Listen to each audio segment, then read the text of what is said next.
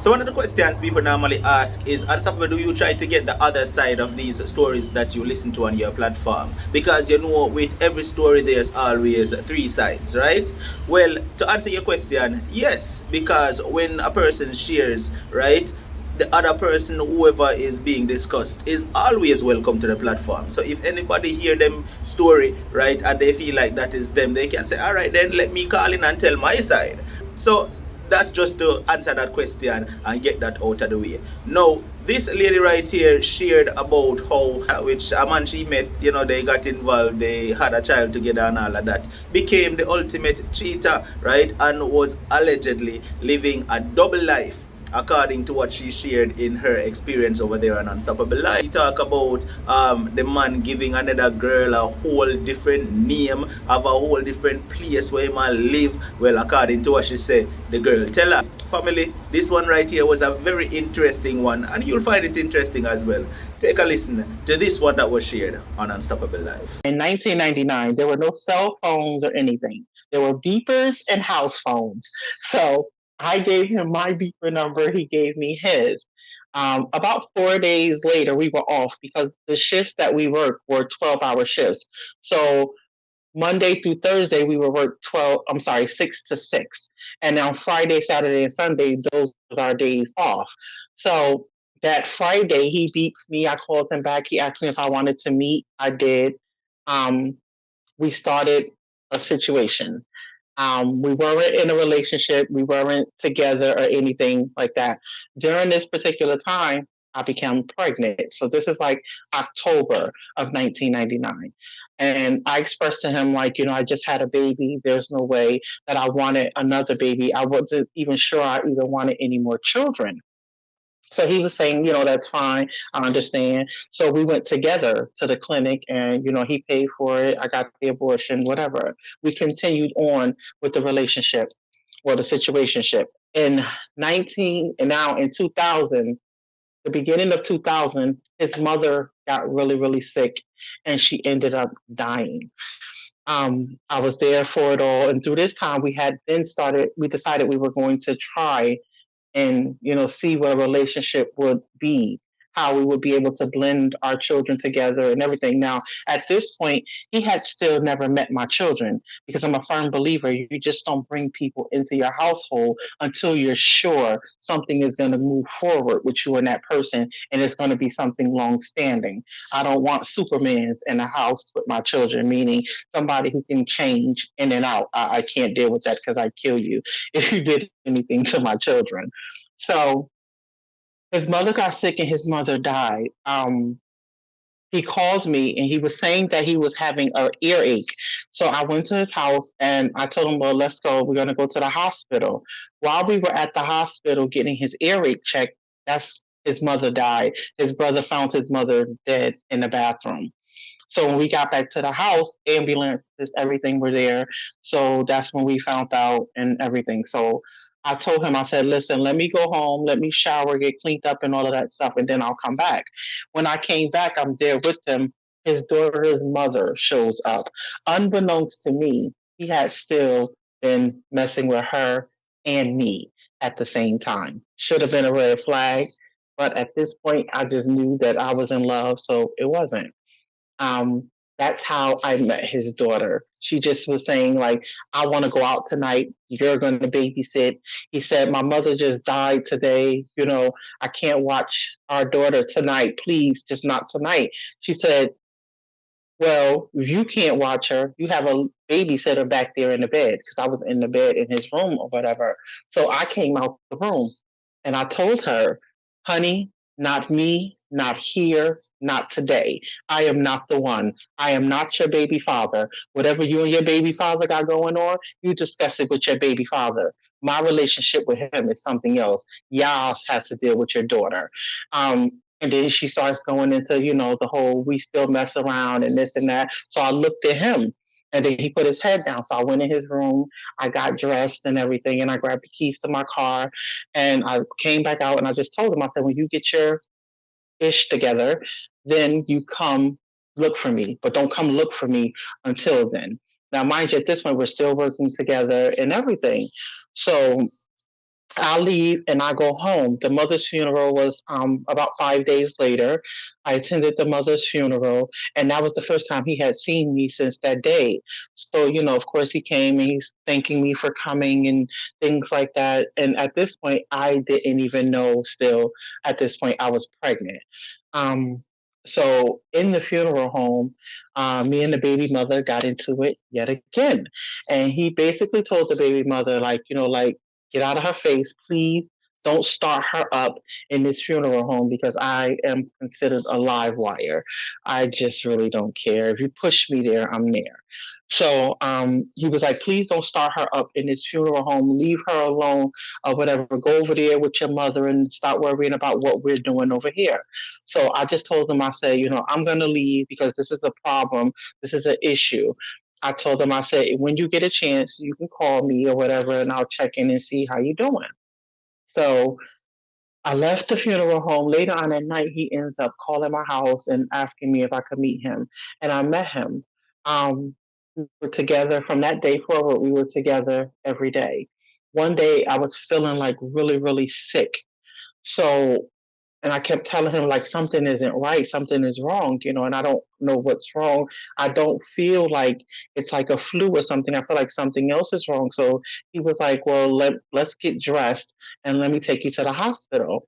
And I could barely put my clothes on, so he dressed me and he carried me out to the car and he put me in the car, took me to the hospital, and I was about 4 months pregnant when we found out. So then we made the decision. He said my name and he said that I really wanted us to be just a relationship, a committed relationship with just you and I. I said, no problem. Like I don't want to raise another child by myself. So why not? So I said, we have to figure out something where now you can meet my children because here it is. It's almost been 2 years I've been messing with them, but now I'm pregnant and we're going to decide to raise our child together and be a family. So I think I was about 6 months pregnant. Yeah, I was about 6 months pregnant where I set up a play date with my sons and his daughter, and that's how we all met and were together one as a family. So our life continued like that for a long, long time. Um, in 2005, I was involved in a car accident where we were moving from one place to the other. At this point, I had been to school and did what I needed to do for nursing. So I was on my way. Like I had this routine where I had to pick up the children, pick up the babysitter, and then get everybody back to my house, get them situated, and then go to work. He worked from 12 until 11:30 at night, so he would already be gone. This particular day, I don't know why he was off. I ended up getting into a car accident where somebody ran a stop sign and T-boned me into a building. So I called him and I'm like, I was just in a car accident. He was like, where are you? And when I told him where I was, he hesitated. Um, he said, you're where? And I told him I'm on Fifth Ave again. So he was like, I'm on my way. It took him about 15 minutes to get to me, and our house was 3 blocks away from where the accident was. Another red flag that I learned later to put two and two together. So I go to the hospital, they check me out, all that other stuff. So now, because I had just started the job and the hospital I was working had a policy that you had to be there for a year if you wanted to take any extended time off, like say like you were in an accident, you were deathly ill, whatever. You had to be there for a year before they would grant you the time off. I had only been there for 8 months, so they made the decision to just terminate my employment with them. So I was so disappointed and sad about that, in excess to everything that I was going through from the accident. And he just assured me everything would be okay, would be fine. Because in the day of the accident, I was on my way because we were moving from one apartment to the other. So I was on my way to take the new landlord, rent and paperwork and things like that he needed upon us to move in. So he just assured me, like, don't worry about it. I got us. I'll be fine. We'll be fine. We'll take care. I'll take care of everything. So I ended up 3 months later getting another job. Now I'm feeling like I got to catch back up on the bills because our agreement was when we first started, the relationship thing, that I would be responsible for the rent. He would cover public service, light bill, cable, and telephone. And we would do food in the house jointly, and we would take care of the children jointly. At this point, we had already had the son in 2001. We had a daughter too. So now there's 6 children in total. So when 3 months after we get into the new place, I get a new job. So now I'm working because I feel like I got to catch up on the bills because everything had fell from the accident. So there's places in my town where, if you fall behind on the rent or you need help with the rent, you can go to these places and you can get help. They have like systems in place to help working mothers. He paid the rent, he paid the light bill, he covered all the bills. But I am just so self sufficient. I don't want anybody doing everything for me. And I feel like in a relationship, we should bring it, not just you. Because if we bring it together, we can have more. It wasn't a decision he made, it was a decision solely based on me. So he never said, I need your help with this stuff. Okay. I felt like I needed to help. All right. Cool. So it was not, let me tell you, this man gave me anything I asked for, everything I've asked for. If my eyes wanted it, by nightfall, it was mine. So I didn't have a problem with him when it came to him taking care of me financially. Emotionally is what we're diving into, what we're going to get to. By me working so much to catch up on the bills and things like that, to help catch up on the bills that I felt I needed to pay, like, the hospital bills, car note, things like that, car insurance, all of that stuff. So I felt like I needed help. So he came to me and he said my name and he said, listen, we used to have sex quite often. Now it's like we don't anymore. Because I was working 20-hour days, 6 days a week. On the seventh day, I barely had time to wash clothes, buy groceries. I was just so beat, so tired. So I told him, listen, if sex is what you want, I'm not in a position to give it to you right now. I'm working, taking care of what I have to do. And if you need a robot or something, you need to go find you somebody else to go have sex with. Biggest mistake of my life. Biggest mistake of my life. So now we're in this new apartment. We're doing everything or whatever. I'm working. Now, here we go. This is 2009 where, they have programs here to help working mothers. So, because now I pick back up on the rent, and rent here is not cheap. It's like $1,800 a month in excess now. He had lost his job, so now everything fell on me. We both had 2 brand new cars, so that's 2 car notes, 2 car insurances, $1,800 a month in rent, light, food, gas, children. And he was on child support. So to get him from, because the daughter's mother had ended up putting him on child support, but to keep all of that from falling by the wayside, I had to work the way that I was working at that point to make sure we didn't fall. And I didn't mind. I absolutely didn't mind. So once I told him that, he whatever. So 2009, I felt like, okay, we needed the help with paying. I needed help paying our rent. So I know that there's programs to help working mothers. So I went and I was asking him. I said, "Where's the public service bill?" He was like, "The public service bill. What do you need the public service bill?" And I explained to him where I was going. So he gets up and he's helping me look for the public service bill. So we're looking all over the house for the current public service bill. He was like, I can't find it. So he had this propensity for taking paper and sticking it in his jacket pockets. Always. If I wanted to find something, it probably should be the first place I look or anybody looks, but it's the last place. So when I put my hand into his jacket pocket, I felt paper in there. So I pulled the paper out. I pulled out a 4-page love letter. My world shattered. July of 2009. I took the letter, I put it in my back pocket, continued to check his pockets. I found the public service bill. I went back out. I said, I got the public service bill. I left out the door.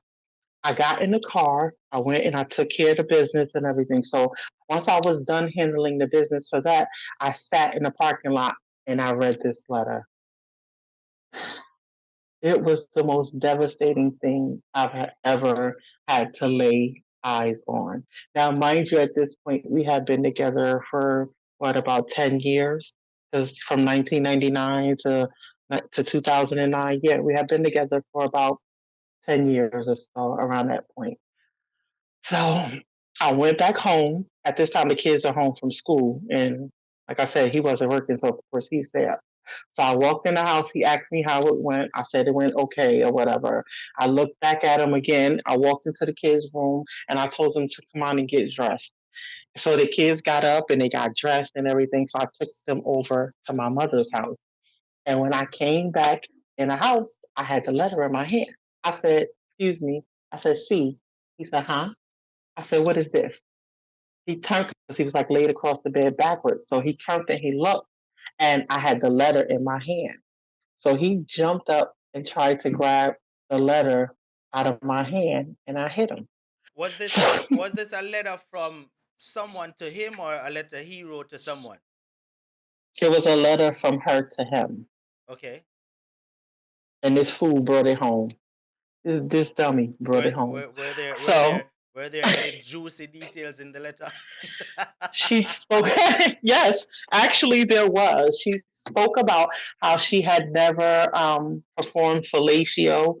Um, if for people who don't know what that is, it's when a woman puts her mouth on the eggplant.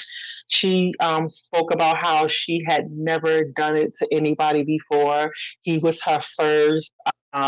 She said that if he didn't believe her, that he could ask a series of people that about whether or not had she performed fellatio on anybody else. How they would know, I don't know. But then she lists all of these numbers on the paper in which he could contact these people. So I, of course, copied down all of the numbers.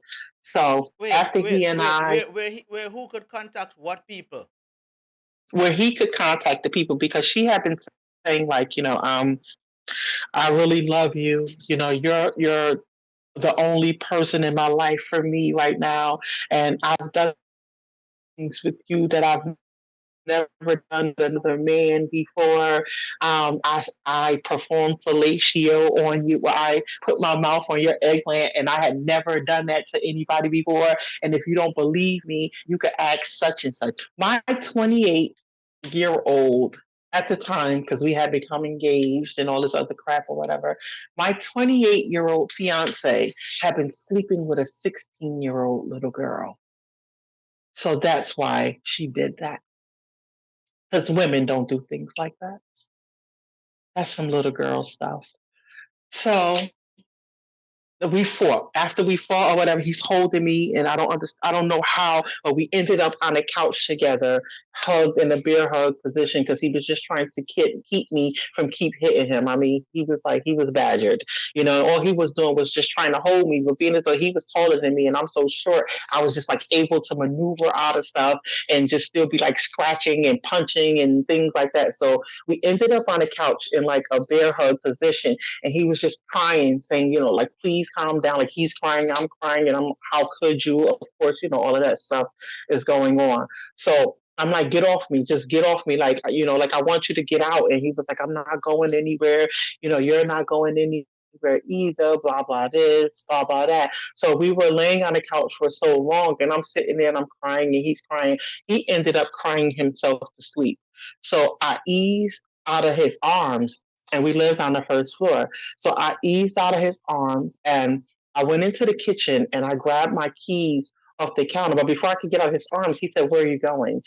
I was like, "I'm going to the bathroom." And he was like, "Okay," because the couch was like, it was perpendicular to the front door. It was like in a curved way to the front door. So I would have to go around in order to get to the front door, which he could have caught me at that point. So I went into the kitchen, I grabbed my keys off the counter, I went into the bathroom, I closed the door and I locked it. I opened the window and jumped out the window. Got in my car, I left. I called my mother and I told my mother to just please keep my kids with her. I did not go to my mother's house because I knew that would be the first place that he looked. I went straight to South Carolina. It's where I was from. So I went home to my grandmother and I was there, talking to her, and she's telling me things. So I was there for about 2 days when him and the children showed up at my grandmother's house.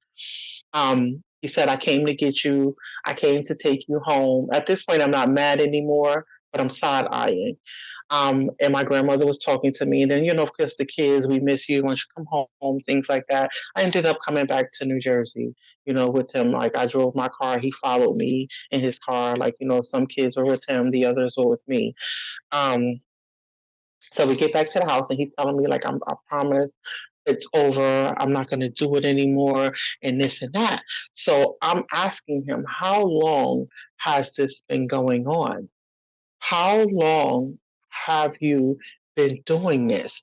Because here it is, I'm working and I'm taking care of all of us, and I understand that sex talk that we had, might have pushed you. I need to know how long you were doing this for.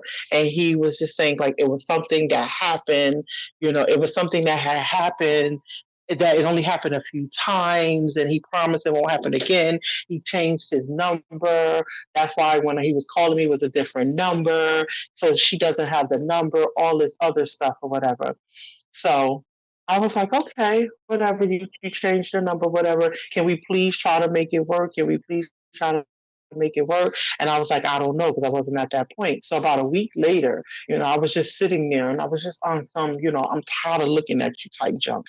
So I told him, I said, listen, because I knew that his brother was be the only place he could go, but he didn't want to be there. So I told him, listen, I know you don't have nowhere to go, but I'm telling you like this, you can stay here, but I'm telling you, this thing between me and you, we done. It's over.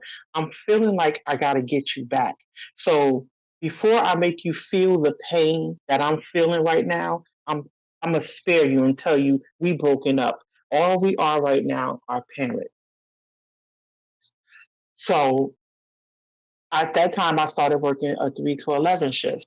So when I wasn't doing the be off, so I had no whatever. So every night, like clockwork, my phone would ring like 11:15 or whatever, and I would be gone out the door. I mean, this man chased me from New Jersey through Connecticut one night, trying to catch me and the guy together and all this other stuff. So I didn't pay that no attention. I would just laugh at him or whatever. So I ended up telling him, like, look, that's just too much for me. You got to get out. You got to go. You got to go by your brother's house or go wherever, because I'm not going to deal with you chasing me around and possibly causing accidents, whatever. You don't care about your life, but, it's still me. Somebody got to take care of our kid. I'm not going anywhere. So I was like, I bet you are. So I called the police. And, of course, they made him gather up his stuff, whatever he could get or whatever, and take it away from the house. Now, he has started working for this prominent cookie factory. That's what we'll call it.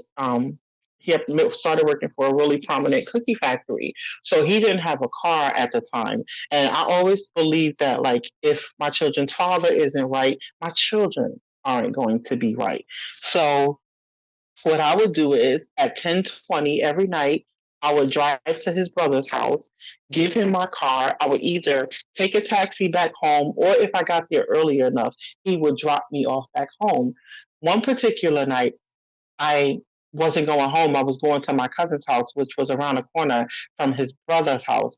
So I just pulled up to him and I gave him the car. I would normally take my house keys off the car ring, and just let him take the car key in the car and go wherever he's gonna go to work or whatever.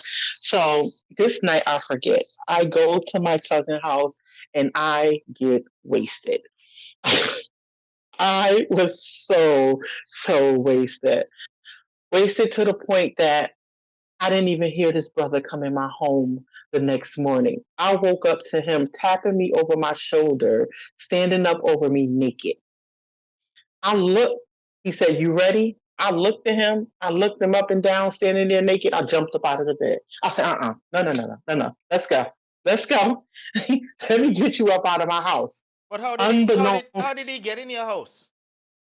remember, I never took the house key off the ring. I normally do so, but I was so excited to go to my cousin's house to this little get together. When I gave him the car that night, I never took my house key off. It was about 9:10 when he woke me up standing there naked, told me something, "You ready?" Yeah, so, unbeknownst to me, this brother had done went through my phone, screenshotted every message out of my phone, took down every new number that was new to him out of my phone, and put it all inside of his phone. So when I jumped up and I grabbed him, well, I grabbed the keys out of his hand and was like, "Let's go, let me take you home." I went in the bathroom, I washed my face, put some mouthwash in my mouth, and we ran out the door together. So as we're driving to his brother's house, he's looking at me or whatever, and I'm looking at him sideways or whatever because I really don't trust him. After the whole gambit, I just don't see you like that. So he goes to the brother house. So my thought when I pulled off from the brother house, I'm like, wait a minute.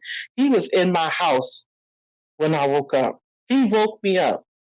I don't know if he got copies of my house key or what, but I can't live like that. So I drove straight to the hardware store.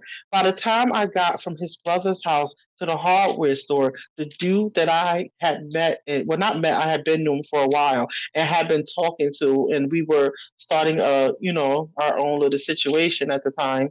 He had done called him and told him that if he didn't leave me alone, he was going to kill him. That he would use his number and track down and find out where he lived, kick in his door, and just do a whole bunch of other stuff. So as the guy is telling me this over the phone or whatever, and of course he's saying like, I can't live like that, that's not how I see my life and things like that. We're gonna have to discontinue what we started. And I totally understood. I was like, okay, all right. I appreciate it, but I'm sorry that happened to you. And I never went in the hardware store. I started my car back up and drove to the brother house. I drove to the brother house. I rang the doorbell. The brother came downstairs. I said, "Where's C?" So he was like, he called upstairs to him and he looked down the stairs because they lived on the second floor. So he looked down the stairs. I looked up and I pointed my finger. I said, "Listen, you got 5 minutes to grab whatever you need for you to take with you day to day out of this house. I'm going to pour gas all over this MFer and I'm setting it on fire. And I'm telling you now, are you standing here? Time's wasting. You got 5 minutes." I turned around and went into the car. About 3 minutes later, he came out with his bag or whatever. He got in the car. When he got in the car, I told him, I said, "Listen, since you want to cheat and think it's okay for me to stay with you while you're cheating, but when I decide to move on and get me somebody else or do whatever, you want to interfere in that since I can't have nobody else but you and you can't have nobody else with me, even though I want you, you're going home. Now you stuck with me. Now you're going home." And we went home. It continued. He claimed that he wasn't messing with the girl or anything like that. But in the meantime, I had already called the girl. That's how I found out how old she was. At the time that I found out about them, she was 19, and she told me it had been happening for almost 4 years at that point. So I said, "Wait a minute. So he been messing with you since you were 15 years old?" She said, She said the first time, she said we met when I was about 15, but the first time we had sex or whatever, I was 16 years old. She then went on to tell me, you know, uh, at first, because when I told her I'm calling about C, she didn't even know who I was calling about. She didn't know who I was or what this conversation was about. And when I explained to her what he drives, she went on to say the name he had given her. He had done concocted this whole alter identity. He had a whole nother name, a whole age, a whole birthday. His brother had a whole another identity. So now I had contacted the little girl, and she was the one who told me about him living this whole other place, this whole other name, and where he supposedly lived, where he had been taking her, and blah blah this, blah blah that. So, of course, now here we go again, where I'm like totally in shock and devastation because now I have a name and a voice to go with the idea that I already knew what was happening because before I didn't know who she was or anything like that. So during our conversation, I told her, well, we live on a whole opposite side of town. And maybe about a year later, not a year, maybe about 3, 4 months later, we ended up having a really bad blizzard here where all of the roads and everything were drowned out. One road that led from her side of town, our side, did not drown out. And in this rainstorm, this little girl came to my house and bust the windows out of his car and his flatten his tires, everything. So, we lay in there sleeping and we hear all this commotion going on.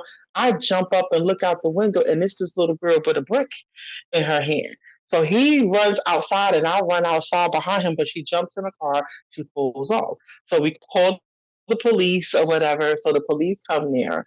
And they're like, what's going on? What happened? So I said, tell him, stupid, tell him, dummy.